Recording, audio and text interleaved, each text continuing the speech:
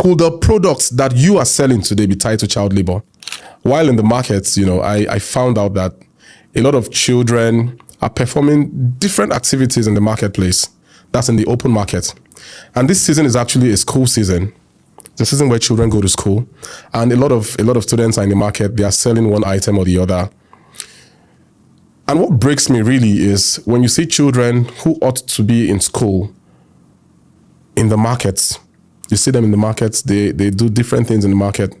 And how this relates to the subject of business and human rights purely has to do with the fact of child labor within the supply chain. Much of the time, within the agro economy, within the agro value chain, you find out that lots of times the actions, the activities of children who could be your children, who could be the ages of your children, are primarily the ones driving that particular system.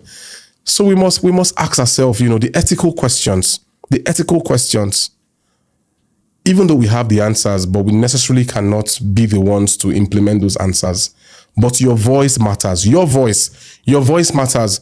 We need to speak to some of these issues. We need to keep speaking to them so that we can begin to have a reorientation of families where these children come from, for them to be able to make that proper judgment, to make sure that children are best designed to be in schools rather than to be on the fields, rather than to be on the mining sites, rather than to be on the agricultural farms.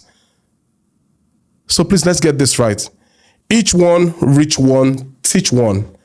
If we adopt that system, I'm sure that at the end of the day, even without having to think about the coercion of the power of government to make sure that children are in school, without that coercion, we can do the bit that we can do to make sure that we get children off. We take children entirely off the supply chain.